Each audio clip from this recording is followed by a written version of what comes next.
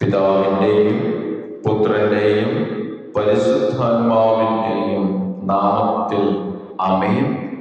59-ാം സങ്കീർത്തനം. ദൈവം എൻ്റെ ശക്തിദുർഗം. എൻ്റെ ദൈവമേ, ശത്രുക്കളുടെ കയ്യിൽ നിന്ന് എന്നെ മോചിപ്പിക്കണമേ. എന്നെ എതിർക്കുന്നവരിൽ നിന്ന് എന്നെ രക്ഷിക്കണമേ.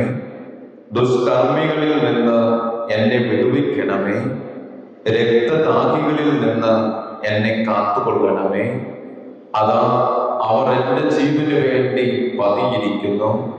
ക്രൂരർ എനിക്കെതിരായി സംഘം ചെയ്തിരുന്നു. കർത്താവേ, ഇത് എൻ്റെ അതിക്രമമോ പാപമോ നിമിത്തമല്ല, എൻ്റെ തെറ്റുകൾ കൊണ്ടല്ല അവ ഓടിയടുക്കുന്നത്. ഉണർന്നെഴുന്നേറ്റ് എൻ്റെ സഹായത്തിന് വരണമേ.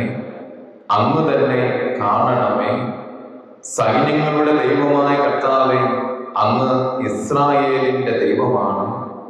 ജനതകളെ ശിക്ഷിക്കാൻ അങ്ങ് ഉണരണമേ.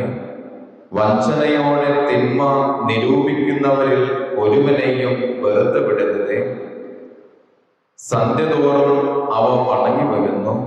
നായ്ക്കളെ പോലെ ഓലിയിട്ടുകൊണ്ട് നഗരത്തിലെങ്ങും ഇര തേടി നടക്കുന്നു. അവരുടെ വായി അസഭ്യം ചൊരിയുന്നു. അവരുടെ അധരങ്ങൾ വാളാണ്. ആരോട് കേൾക്കാൻ എന്നവർ വിചാരിക്കുന്നു. കർത്താവേ, അങ്ങ് അവരെ പരിഹസിക്കുന്നു. അവിടുന്ന് സകല ജനതകളെയും പുച്ഛിക്കുന്നു. എൻ്റെ ബലമായവനെ ഞാൻ അങ്ങേക്ക് സ്തുതി പാടും. ദൈവമേ, അങ്ങെനിക്ക് കോട്ടയാണ്. എൻ്റെ ദൈവം കനിഞ്ഞ് എന്നെ സന്ദർശിക്കും.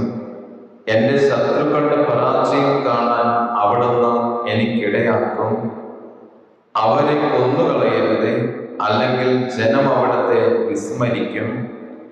ഞങ്ങളുടെ പരിചയായ കർത്താവേ, അവിടുത്തെ ശക്തിയാൽ അവരെ ചിതറിച്ച് ക്ഷയിപ്പിക്കണമേ. അവരുടെ വായിലെ പാപം നിമിത്തം അധരങ്ങളിലെ വാക്കുകൾ മൂലം അഹങ്കാരികളായ അവ കെണിയിൽ കുടുങ്ങട്ടെ.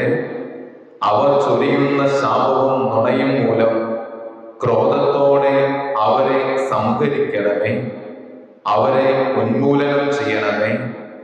അങ്ങനെ ദൈവം യാക്കോബിന്റെ മേൽ വാഴുന്നുവെന്ന് ഭൂമിയുടെ അതിരുകളോളം മനുഷ്യർ അറിയട്ടെ. സന്ധ്യതോറും അവർ മടങ്ങി വരുന്നു. നായ്ക്കളെ പോലെ ഓലിയിട്ടുകൊണ്ട് അവർ നഗരത്തിലെങ്ങും ഇര തേടി നടക്കുന്നു.